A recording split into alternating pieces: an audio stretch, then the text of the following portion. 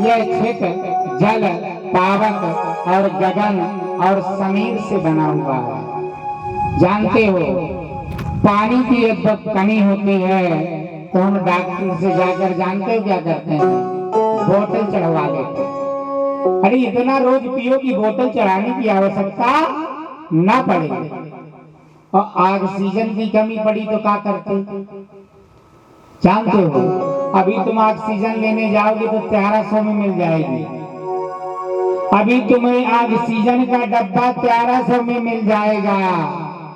और जानते हो 22 मई 2019 को ऑक्सीजन का डब्बा 1,13,000 में भी नहीं मिलता था। ये समय समय की बात थी। जानते हो क्या कहते थे? ऑक्सीजन कम हो गया, लगाओ। क्षेत्र जल, पावक। इस शरीर में मंदाग्नि और जठराग्नि होती हैं। जिसका शरीर मंदाग्नि से उत्प्रोत होता है उसके भोजन करने की व्यवस्था डाउन हो जाती है। क्षेत्र जल, पावक, गगन, समीरा और पंच हवा तत्व से रचित शरीरा दध्यांग के पुत्र ने अपने शरीर को परमात्मा में मिला दिया और कह दिया आप लोगों को जो जो बनाना है बना लो। तो इंद्र को चाहिए था क्या? अस्त्र। अजगो पिनाक ब्रह्मास्त्र बन गए। और जब ये अपने अपने आयुध रेडी हो गए तो फिर इंद्र को वरदान था। इंद्र अपने रस्त्र को लेकर के गया और इनका जब अंत किया तो जानते हो वह जो तुष्टा था वही बड़ा बुद्धिमान था। एक ही झटका में उठाया और इंद्र की सारी व्यवस्था को तोड़ दिया। जिसके द्वारा इंद्र युद्ध को लड़ रहा था वही अस्त्र जमीन में गिर गया। यह तुष्टा रूपी जो ब्राह्मण था कहता है इंद्र एक काम करो। बोले क्या? बोले मैं निहत्थे पर वार नहीं करता और मैं हाथ में अस्त्र नहीं लेता। और मौका यही है, अगर तुम इस समय निपटा पाए तो ठीक, वरना फिर तुमको ही मरना पड़ेगा। यहाँ पर बड़ी तेजी से गया और उसने भगवान की कृपा से नष्ट कर दिया। चारों तरफ जय जयकारा होने लगा कि इंद्र विजयी जीत गए। सुखदेव जी राजा परीक्षित से कहते हैं कि अगला जन्म इन्हीं का। जब ये अगले जन्म में गए ना तो इनका जन्म चित्रकेतु रूपी नाम से जन्म लिया। करोड़ों वर्ष तक इन्होंने भगवान का भजन किया। कौन से भगवान को चुना? हरि शरणम हरि शरणम हरि शरणम हरि शरणम हरि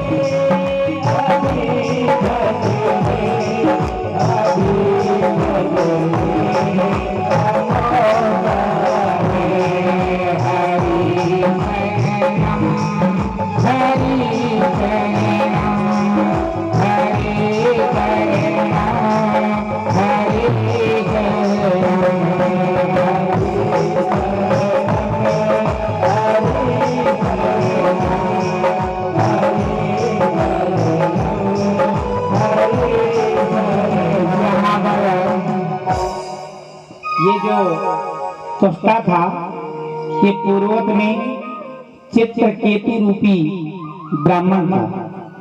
भगवान विष्णु का इतना भजन किया कि इसको भगवान विष्णु ने ऐसा वरदान दिया कि इसके पास एक रथ था, आयुध रख लेता था और 14 लोकों में विचरण करता था।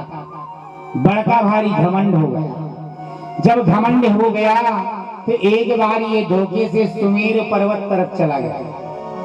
सुमेर पर्वत जो है बड़े बड़े पहाड़ों के बीच में घाटियां हैं, और जब ये वहां गया तो वहां पर क्या देखा, जिस पर्वत के पास ये घाटियों में गया वह एरिया भगवान शंकर और पार्वती का था। जब भगवान शंकर और पार्वती का था तो यह ऊपर से जा रहा था और भगवान शंकर और पार्वती उस पर्वत के मध्य में आराम से बैठे थे। वहां तीसरा कोई नहीं था। इस गति को देखकर भोलेनाथ के समदशा में माता पार्वती जी बैठी थी। पार्वती को बैठा देखकर घमंडी राजा चित्रकेतु के मन में विस्मरण हुआ और यह ऊपर से अट्टहास करके हंसा। और हंसने के बाद क्या कहा, दुनिया के लोग कहते हैं बाबा भोलेनाथ इतने बड़े तपस्वी हैं कि 6-6 महीने तक ये तपई करते रहते राम का। मैं तो आज क्या देखा, ये तपस्वी बाबा अपनी पत्नी को अपने हृदय से समेटे हुए निर्जन वन में बैठा है। इस बात को सुनकर भोलेनाथ को कोई फर्क नहीं पड़ा। भोलेनाथ को कोई फर्क नहीं पड़ा तो पार्वती जी से नहीं रहा गया। पार्वती जी ने इस दशा को देखा और मन में लज्जा आई। वहां पर पार्वती जी ने अपने आवरण को ढका और इसके बाद भोलेनाथ की ओर कातर निगाह से देखा। भोलेनाथ ने गर्दन घुमाई। सो पार्वती ने जानते हो क्या कहा, रे मूर्ख, मैं तुझे श्राप देती हूँ, जाके तू घोर दैत्य बन जा। यह जब दैत्य रूपी भी कटाक्ष में जाता है तो शक्ति इसके पास भी थी। यह माता पार्वती को श्राप दे सकता था, क्योंकि माता पार्वती ने कहा था जा तू असुर योनि में चला जा, आग को हटा दो, सुर हवा लगा दो राक्षस। यहाँ पर बड़े प्रेम के सहित चित्रकेतु ने माता पार्वती को मन से प्रणाम किया। क्यों? क्योंकि संसार में सुख उसी में है, हरि कीर्तन। अगर किसी भी वृद्ध जन को इच्छा हो कि मेरा बुढ़ापा बड़े प्रेम से कटे और गवर्नमेंट ने रिटायरमेंट कर दिया हो, तो जानते हो अपनी जीभ में लगावे ताला, बड़का वाला। कहाँ का ताला लगा? अलीगढ़ का। अपनी जीभ में लगावे ताला और पासबुक और पेंशन बुक दोनों बेटों को दे और कह दे बेटा मैंने जिंदगी भर तो खूब गुलाब कतरी खाई है, अब तू और तेरी बहुरिया खाए, अब मुझे क्या खिलाए? बोले मूंग की दाल बिना नमक हो और चने गेहूं की रोटी और गाय के घी का दूध। दूध का इतने ही आइटम थे और अगर इतने में वो प्रसन्नता से ले लिया तो बुढ़ापा हंस हंस के कटेगा। बहुरिया पूरे मोहल्ला में गाएगी मेरा, जैसे वो कहते ना my wife is a life, तो बहुरिया कहेगी मेरे ससुर से सरीखे कोई ससुरे नहीं है दुनिया में, ना 2 रुपए लेना ना 2 रुपए देना। हम ही लोग सब करते हैं, पर सास भी थोड़ी से हल्की वाली होना चाहिए। समझ में आया कि नहीं? हल्की।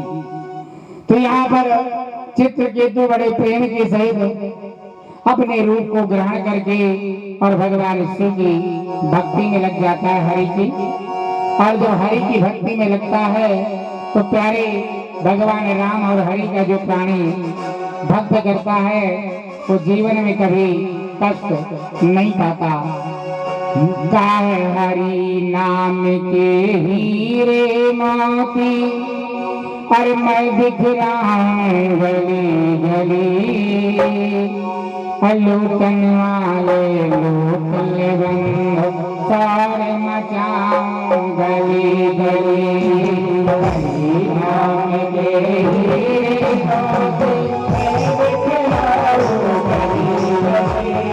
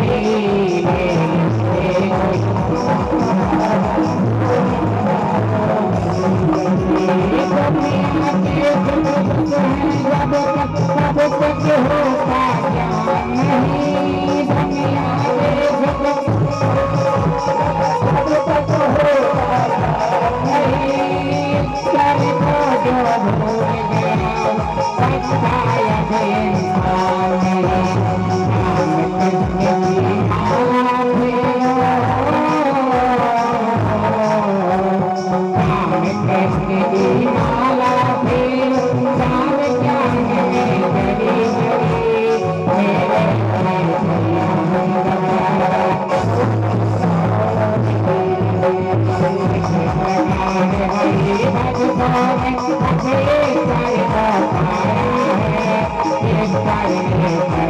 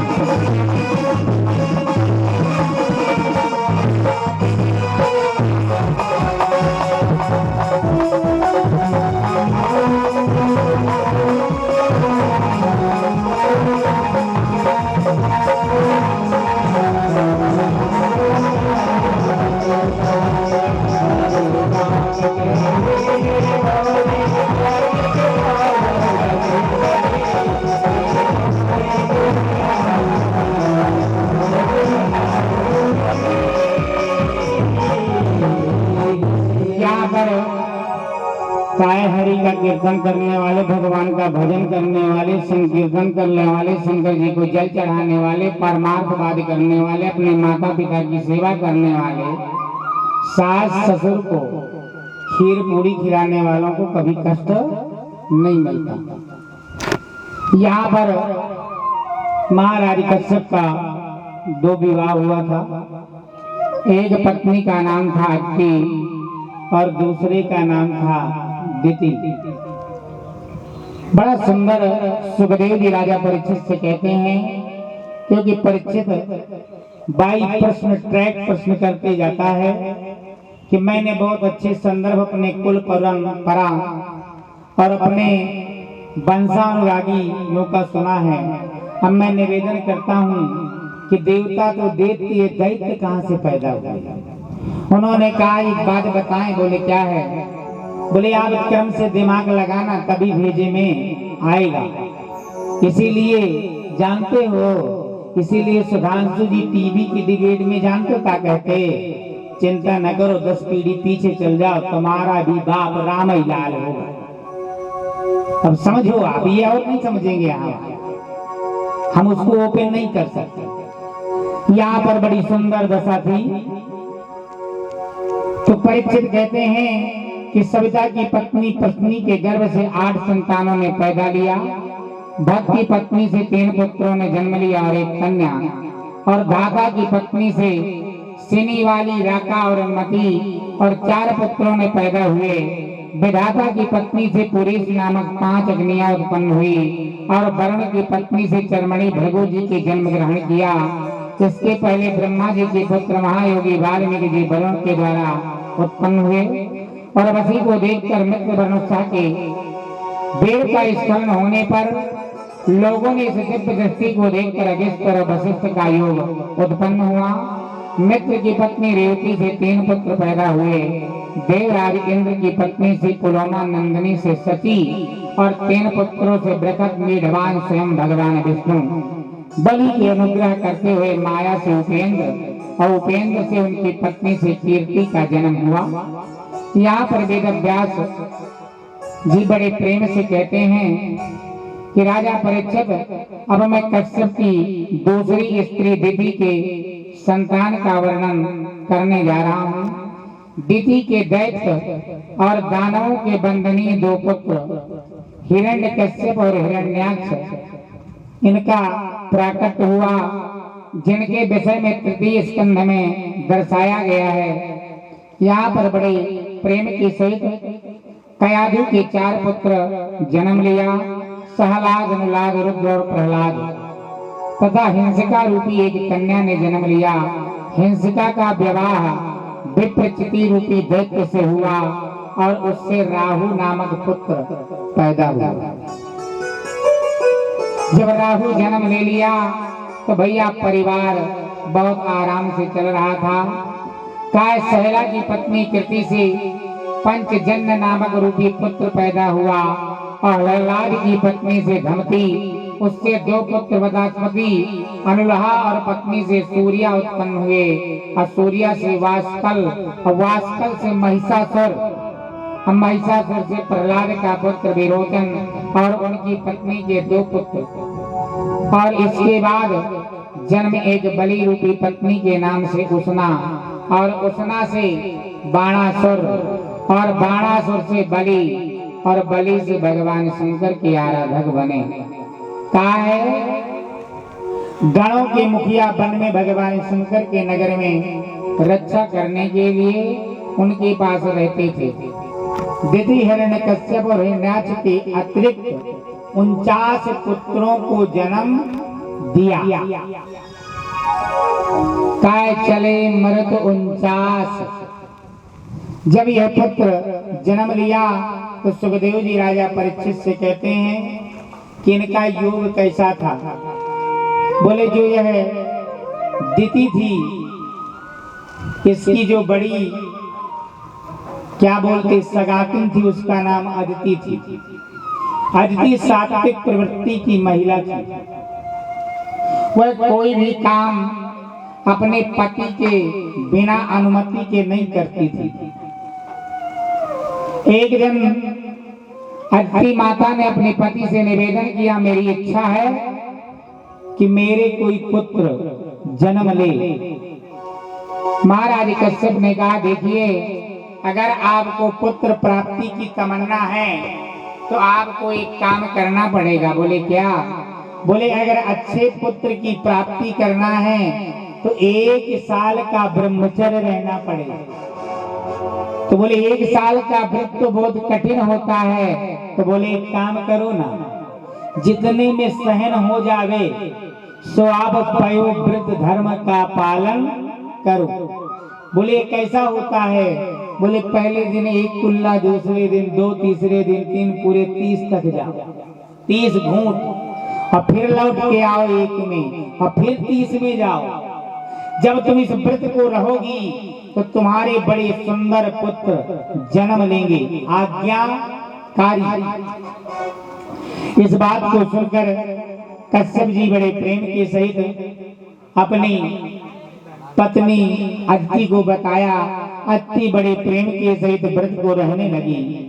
वसुदेव जी की कृपा से इनके सुंदर कुबेर यत्न योगक समावर्त में संतान सुंदर जन्म लेती है। और जब जन्म लेती है तो दिति को पता चलता है। और जब दिति को पता चलता है तो दिति क्रोध में आ जाती है। और दिति क्रोध में आती है तो महाराज कश्यप बड़े प्रेम के सहित, महाराज कश्यप शाम के समय संध्योपासन का समय था, इसलिए वे संध्या कर रहे थे। जानते हो देवराज इंद्र अपनी मौसी दिति के अभिप्राय को जानकर उसने अपनी बुद्धि से, अपने वेग से दिति के आश्रम में आकर के उनकी सेवा करने लगा। दिति के व्रत को खंडित करने लगा। पति ने तो दोनों को बताया, पर यह अचल थी। एक दिन संयोगवश ये हुआ कि का है जब भी कोई व्यक्ति चारपाई में सोने के लिए जावे तो उसे अच्छी तरह मुंह को धो लेना चाहिए, जी भर के धो करके, और इसके बाद बड़े प्रेम के सहित शयन करना चाहिए। शास्त्र ने तो कहा है कि सोने के पहले दांत, मुख और मुखड़ा, और हो सके तो घुटने तक अपने पैर भी धो लेना चाहिए। बड़ी अच्छी खासी नींद आती है। यहाँ पर राजा परीक्षित के पूछने पर सुखदेव जी 55 व्रत के सिद्धांत को बताया, और उस 55 के व्रत की कामना से स्त्रियां इस व्रत को प्रारंभ करने लगी।